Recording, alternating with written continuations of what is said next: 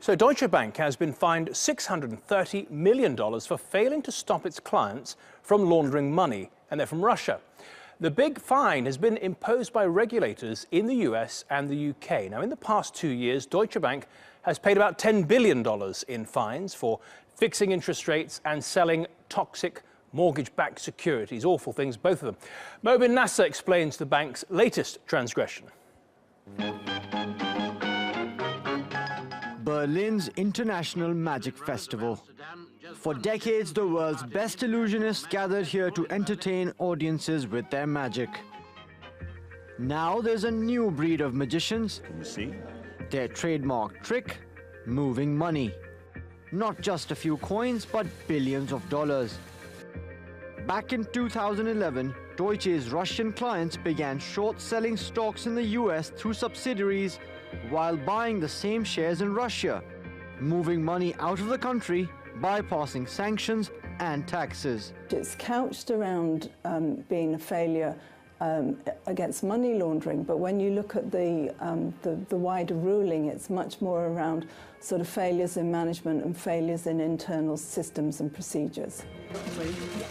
Now the secret is out, and regulators in the UK and the US are fining Deutsche hundreds of millions of dollars for unacceptable failure to stop money laundering. It seems to be just another on the long list of practices which the bank has undertaken, which has left a very bad taste in people's mouth and resulted in a long list of quite sizable fines, of course not quite the size of the recent one agreed with the US Department of Justice, but it's still a very sizable fine. You don't see for now any signs that these cases are drying up. Did Deutsche Bank miss the trick, or was it part of it? The US Department of Justice is carrying out a criminal investigation to find out. Mobin Nasser, TRT World. Well, for more on this, we are joined by TRT World's editor-at-large, Craig Capitas, who is in Paris as ever. Craig, this kind of sleight of hand is being described as a mirror trade. Tell us more about that. Welcome to the sharing economy, Deutsche Bank style. Schnitzel, anyone? This is beautiful. It's real simple.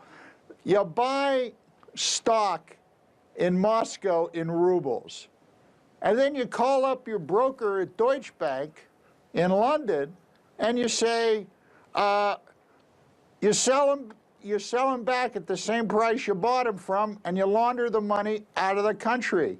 It's a shuck and jive trick. And you know, whoever said that the stock market is gambling simply never had a brokerage account at Deutsche Bank.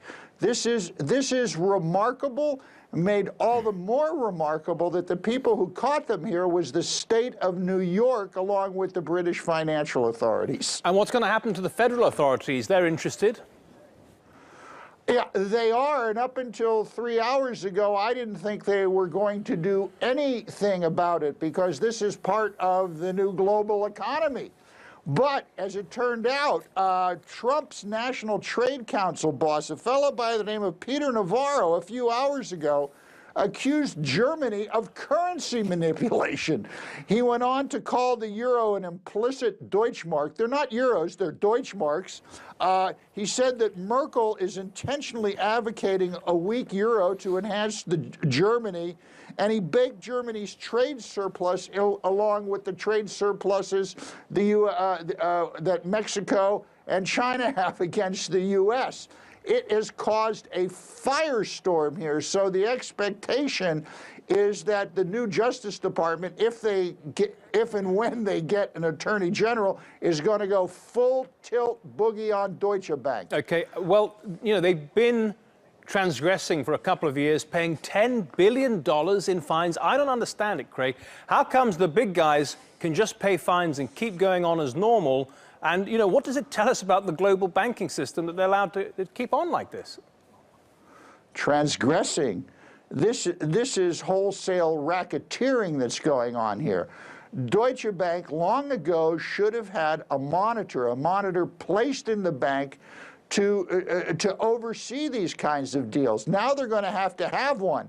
But my question is, who's going to appoint the monitor and who's that person going to be?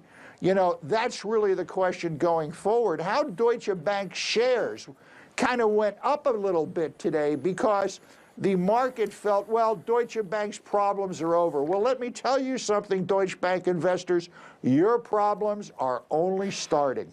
Craig Kapitas, thanks for that dial.